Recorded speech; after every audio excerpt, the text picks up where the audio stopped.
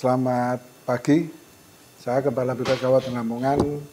Terkait pengangguran terbuka, itu sebenarnya istilah ya.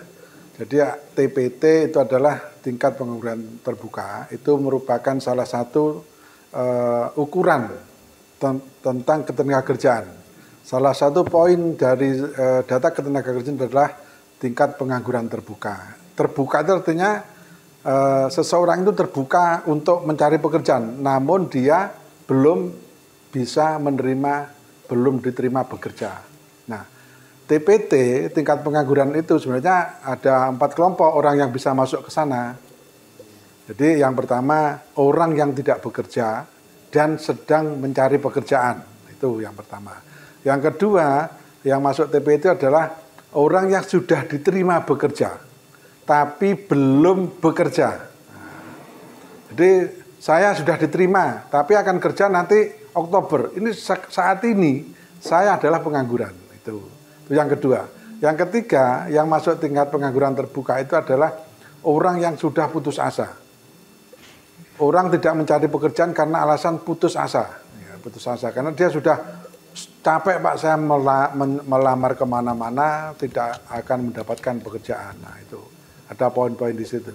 Kalau angkatan kerja di Kabupaten Lamongan itu ada sekitar 672.000. Yang bekerja ada 631.000. Angkatan kerja itu terdiri dari 2 kelompok, bekerja dan pengangguran. Nah, gitu. Yang bekerja dari 631.000, pengangguran kita sekitar 40.000. Nah, jadi TPT itu kita kumpulkan melalui survei. Survei BPS mempunyai tugas salah satunya adalah menyediakan data indikator makro yang digunakan untuk perencanaan pembangunan di daerah. Salah satu data indikator makro yang kita hasilkan adalah tingkat pengangguran terbuka, TPT tadi. Nah, TPT itu kita kumpulkan setiap tahun di bulan Agustus. Nah, jadi setiap bulan Agustus BPS secara nasional serentak di Indonesia melakukan survei namanya Sakernas, Survei Angkatan Kerja Nasional. Nah, itu sifatnya sampling.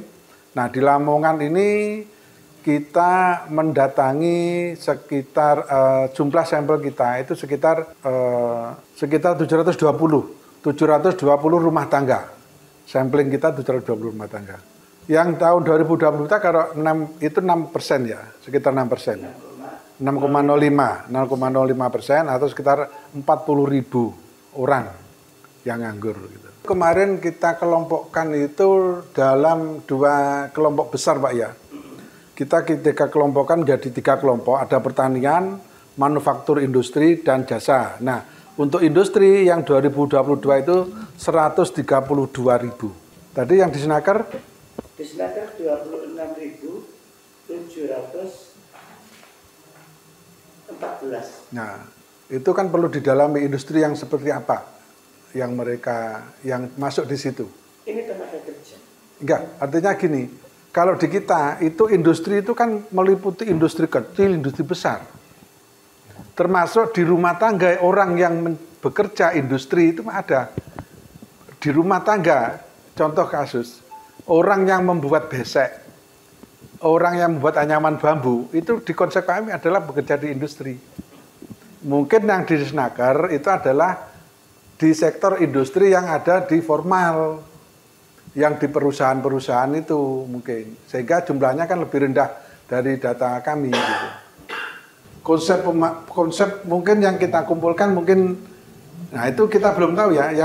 Kalau mungkin saya bisa tanya, konsep yang di industri di situ industri yang mana yang bisa masuk? Ini konsepnya ini tenaga kerja ini industri mulai dari industri besar sampai industri kecil. Kecil, nah, ya. Itu jumlah tenaga kerjanya 26.714 orang. Ya. Nah, perbedaan yang jauh inilah yang menjadikan kami itu bertanya kepada Bapak, ya. Kenapa ini bisa terjadi? Ya. Karena saya melihat pengertian yang ada di BPS, industri itu meliputi kategori pertambangan, penggalian, dan industri pengolahan. Betul. Artinya nggak ada signifikan itu perbedaan data itu. Karena ini 1/6. Ya. Oke. Jadi kalau ini tadi kan kita kelompokkan yang manufaktur kan, manufaktur masuk industri di sini.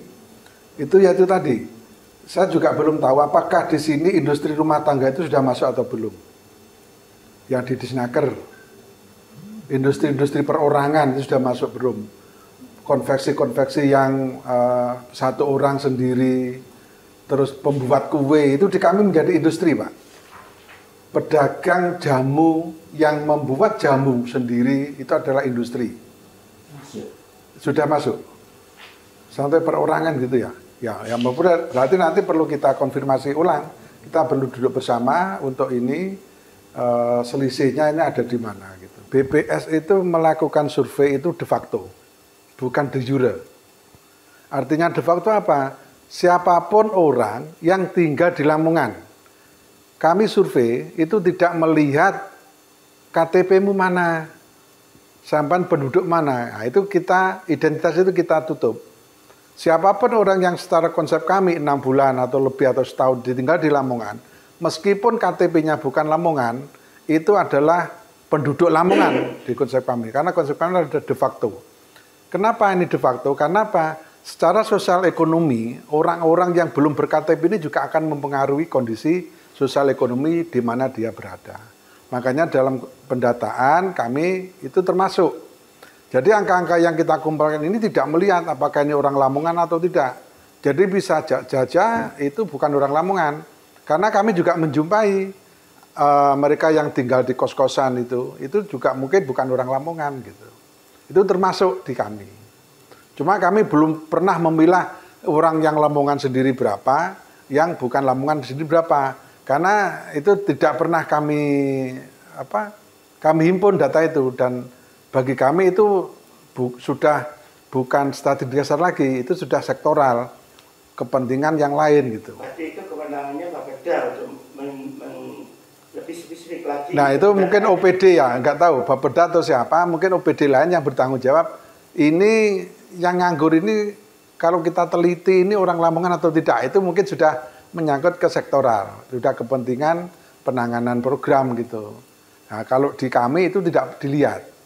Jadi siapapun orang itu asalkan tinggal di Lamongan dengan konsep kami 6 bulan atau lebih atau berencana di sini menetap meskipun belum ber-KTP Lamongan, itu adalah sebagai responden kami. Nah, itu.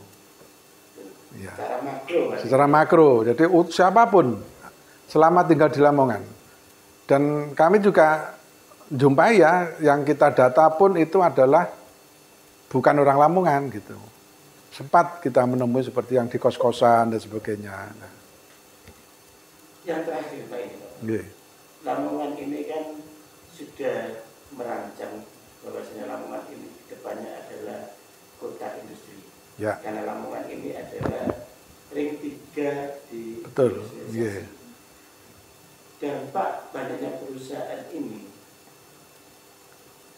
itu menurut Pak Kadyo berdampak enggak terhadap pengurangan TPT yang ada di Lamongan? Seharusnya berdampak. Seharusnya berdampak. Tapi gini, kita kan belum pernah ada seperti Perbup atau Perdes atau apapun ya, yang mewajibkan perusahaan yang dibangun di desa itu harus mengutamakan warga setempat. Ada. Nah, ya syukur kalau ada. Seharusnya kalau memang itu sudah diterapkan, itu bisa menyerap tenaga kerja kita, gitu. Bisa mengurangi TPT, suatu saat nanti akan mengurangi TPT. Tapi kan gini, kembali ke konsep kami pendataan tadi, bahwa yang kita data itu bukan hanya orang Lamongan, siapapun yang tinggal gitu. Seperti istilah ada gula ada semut. Saat Lamongan nanti industrialisasi maju, otomatis kan dari daerah lain pun akan masuk juga ke Lamongan gitu. Kan tidak ada larangan gitu. Nah, saat mereka tidak ada larangan dan dia masuk menjadi penduduk Lamongan, itu menjadi objek survei kami juga gitu. Dan bisa juga orang-orang itu nanti juga masih nganggur gitu. Artinya Bapak lebih setuju kalau itu diatur dalam perda atau lebih detail lagi. Ya. Sehingga penyerapan itu terjadi. Bisa seperti itu gitu. Jadi akan lebih jelas gitu nanti program pengentasan pengurangan TPT itu nanti akan lebih jelas. Misalnya ada klausul yang menyatakan sekian persen dari perusahaan ini adalah ber-KTP Lamongan dan sisanya boleh di luar dari wilayah tersebut. Tapi apakah memang seperti itu? Itu apakah melanggar undang-undang? Enggak, itu saya juga belum paham ya. Intinya kalau mau menyerap berarti kan ada aturan-aturan yang harus diterapkan di situ. Tingkat pengangguran terbuka itu kan cerminan adanya orang yang potensi bekerja tapi belum mendapat pekerjaan. Itu yang pertama. Yang kedua, orang yang belum mendapat pekerjaan ini otomatis dia akan mengadu nasibnya di wilayah yang ekonominya maju. Seperti kita ketahui, wilayah-wilayah yang besar, kota-kota besar, seperti Surabaya, Sidoarjo, itu mungkin tingkat penganggurannya tertinggi. Mungkin Sidoarjo itu sekitar 8%, atau Surabaya mungkin juga 8%. Justru di kota-kota maju, di kota-kota industri yang notabene sudah ekonominya lebih mapan dari kota-kota yang lain, itu penganggurannya lebih tinggi. Tapi di daerah-daerah yang pedesaan, biasanya tingkat penganggurannya memang lebih rendah. Nah, karena apa? Ada istilah tadi, ada gula, ada semut itu masih kuat kalau saya lihat. Artinya saat ada ekonomi maju, orang ini akan berbondong-bondong masuk mencari pekerjaan di wilayah itu. Nah, orang ini dari mana? Bisa urbanisasi terjadi di sana. Kalau intervensi, kita belum pernah menerima intervensi. Namun kalau klarifikasi, oke. Kalau klarifikasi, manakala data-data kami ini seperti naik, pengangguran naik dan sebagainya, itu memang dari teman-teman OPD klarifikasi. Ini kenapa kok naik? Nah itu, kita cari bersama-sama penyebabnya seperti apa. Seperti yang tahun 2022 ini, kemarin kan naik. TPT kita dari 4,5 menjadi 6,05. Dari sekitar 34.000 kalau nggak salah menjadi 40.000. Jadi ada 6 ribuan. Ada 6 ribuan kenaikan tingkat pengangguran. Nah, itu kemarin juga kita lihat. Kenapa ini naik? Kita lihat data seri sebelumnya. Ternyata ini ada perubahan, pergeseran, pengurangan orang-orang yang dulunya adalah mengurus rumah tangga, membantu pekerjaan keluarga, itu mencari pekerjaan. Nah, kemarin saya sampaikan juga bahwa ini sebenarnya sinyal positif. Kita kemarin dampak COVID itu sudah perusahaan itu banyak yang, kan ada fenomena kemarin orang-orang dari kota pulang ke desa saat COVID itu. Nah, saat itu mereka terpuruk di desa, belum dapat pekerjaan, dan sekarang ekonomi mulai membaik. Ini sama-sama sedang mencari ekonomi di pekerjaan itu. Namun saat kami datangi mereka belum terserap di lapangan pekerjaan sehingga menjadi pengangguran. Jadi tidak, asalkan ini nanti ke depan akan tidak naik terus ya. Kalau naik terus, ya berarti ya kurang bagus gitu, kurang bagus. Dampaknya? Ya otomatis TPT naik terus ini juga kurang. Dampaknya untuk Kabupaten Lamongan, Pak? Ya secara sosial kan nggak bagus ya, pengangguran tinggi itu kan menjadi beban pemerintah gitu.